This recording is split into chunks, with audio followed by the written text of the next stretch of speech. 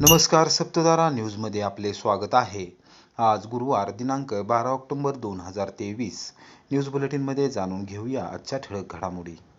कोरेगावात स्वीकृत नगरसेवकपदी मुन्नाबाई काझी यांची एकमताने निवड. आमदार महेश शिंदे यांच्या नेतृत्वाखाली कोरेगाव शहराच्या विकासामध्ये योगदान देण्याची दिली ग्वाही. कोरेगाव नगरपंचायतीच्या स्वीकृत नगरसेवकपदी आझाद चॅरिटेबल ट्रस्टचे संस्थापक अध्यक्ष व ज्येष्ठ सामाजिक कार्यकर्ते मुन्नाबाई काझी यांची गुरुवारी एकमताने निवड करण्यात आली. अध्यासी अधिकारी तथा प्रांताधिकारी अभिजित नाईक यांच्या अध्यक्षतेखाली झालेल्या बैठकीत काझी यांच्या निवडीवर शिक्कामोर्तब करण्यात आले.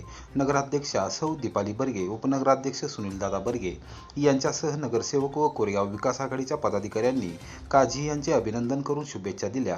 आमदार महेश शिंदे यांच्या नेतृत्वाखाली कोरेगाव शहराच्या विकासामध्ये योगदान देणार असल्याची ग्वाही काझी यांनी निवडीनंतर दिली.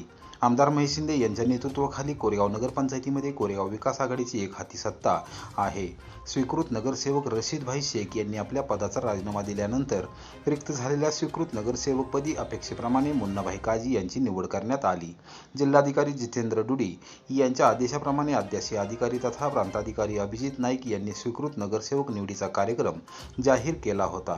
गुरुवारी दुपारी नगरपंचायतीच्या छत्रपती शिवाजी महाराज सभागृहात नगरसेवकांची विशेष बैठक नाईक यांच्या अध्यक्षतेखाली झाली. त्यामध्ये मुन्नाबाई काझी यांचा एकमेव अर्ज दाखल असल्याने त्यांची बिनविरोध निवड करण्यात आल्याचे नाईक यांनी जाहीर केले. यावेळी त्यांनी काझी यांचा पुष्पहार घालून सत्कार केला. नगराध्यक्षा सौ दीपाली बर्गे, उपनगराध्यक्ष सुनीलदादा बर्गे, नगरसेवक राहुल रघुनाथ बर्गे, ज्येष्ठ विधिज्ञ ॲडव्होकेट चंद्रशेखर बर्गे यांच्यासह मान्यवरांनी मुन्नाबाई काझी यांच्या निवडीबद्दल आनंद व्यक्त करत आपल्या मनोगतामध्ये त्यांच्या कार्यास शुभेच्छा दिल्या.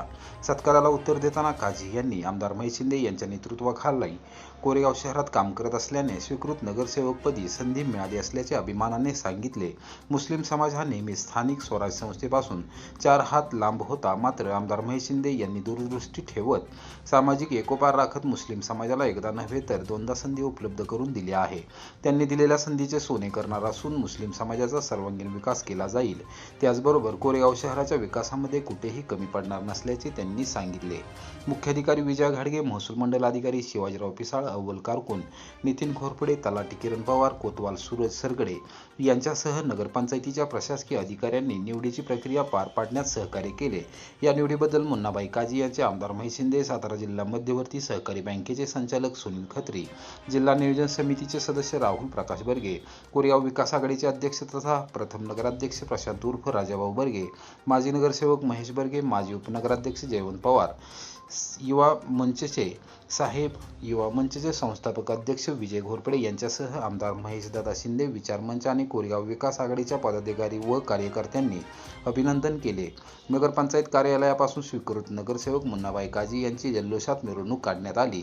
व्यापारपेठ, साखळी पूल मार्गे मिरवणूक शिवतीर्थ हुतात्मा स्मारक रोटरी उद्यान येथे आली. छत्रपती शिवाजी महाराज यांच्या पुतळ्यास मुन्नाबाई काझी यांनी पुष्पहार अर्पण करून अभिवादन केले.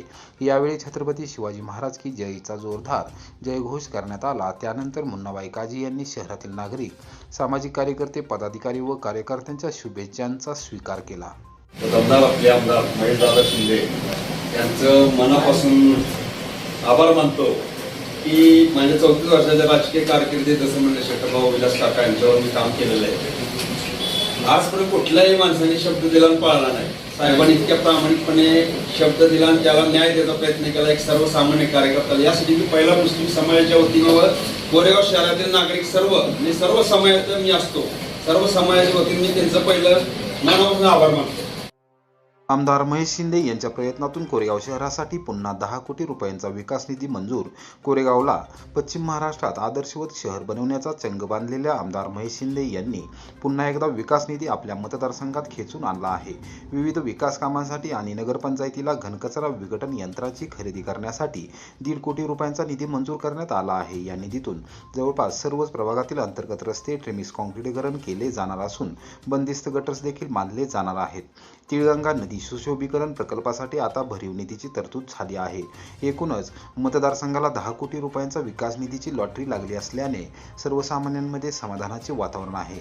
प्रभाग क्रमांक 9चे माजी नगरसेवक सचिन भैया बर्गे यांच्यासह ज्येष्ठ नेते विलासराव बर्गे, युवा नेते अजित विलासराव बर्गे यांनी आपल्या कार्यकर्त्यांसह नुकताच आमदार महेश शिंदे गटात जाहीर प्रवेश केला होता. यावेळी प्रभाग क्रमांक 9चा पूर्णपणे कायापालट करण्याचा शब्द आमदार महेश शिंदे यांनी दिला होता. त्यांनी सचिन भैया बर्गे यांच्यासह प्रभागाची पाहणी देखील केली होती.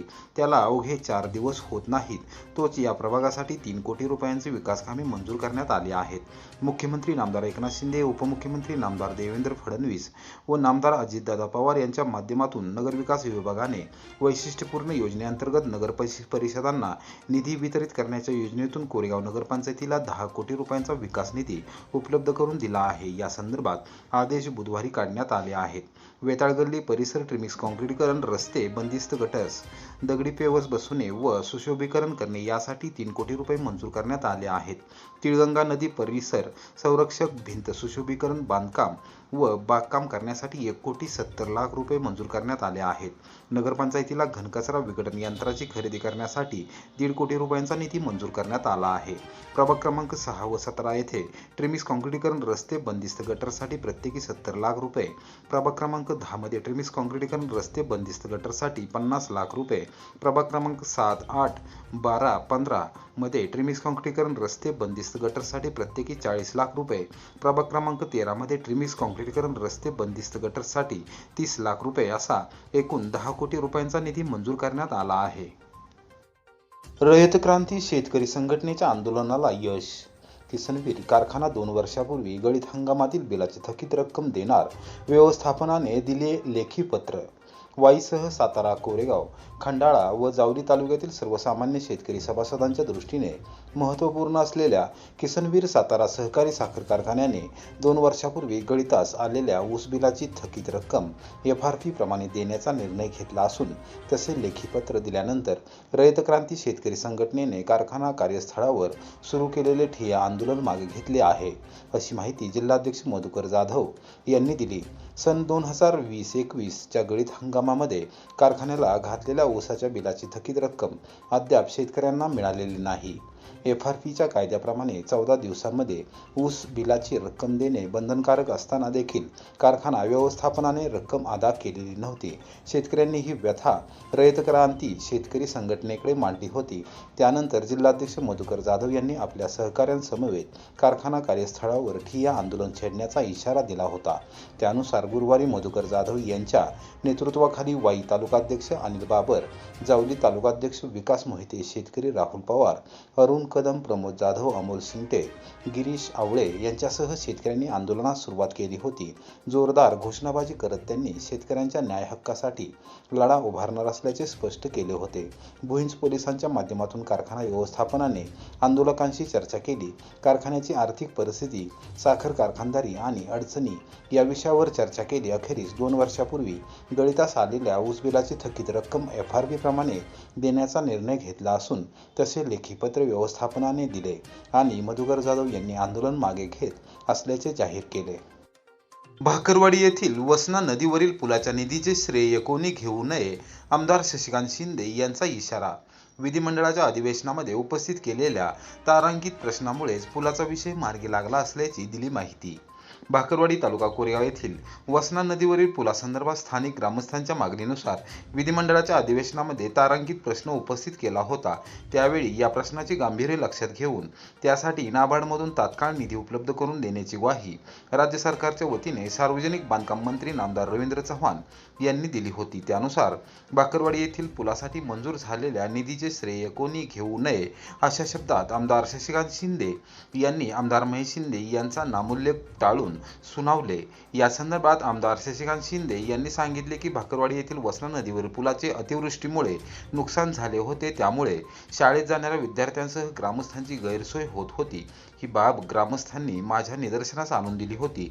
त्यानुसार या संदर्भात मी विधिमंडळाच्या अधिवेशनामध्ये तारांकित प्रश्न उपस्थित केला होता. त्यावेळी मी सांगितले होते की कोरेगाव मतदारसंघातील भाकरवाडी येथील वसना नदीवरील पूल सन 2019 मध्ये झालेल्या अतिवृष्टीमुळे काही प्रमाणात व त्यानंतर 2020 मध्ये पुन्हा झालेल्या अतिवृष्टीमुळे पूर्णपणे उद्ध्वस्त झाला आहे.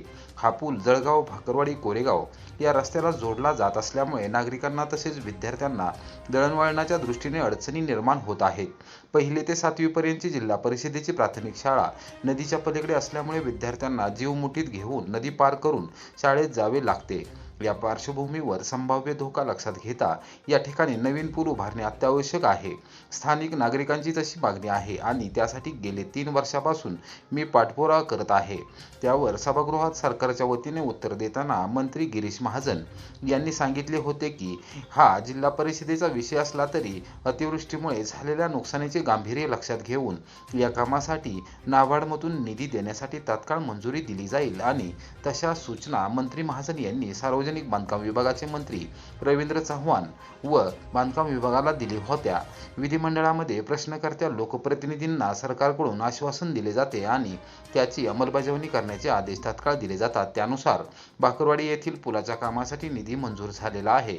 या संदर्भातील सर्व पुरावे आमच्याकडे आहेत. या प्रश्नी कोणी पाठपुरावा केला याची माहिती देखील स्थानिक ग्रामस्थांना आहे. त्यामुळे या कामाचे श्रेय कोणी घेऊ नये असे आमदार शशिकांत शिंदे यांनी सुनावले आहे.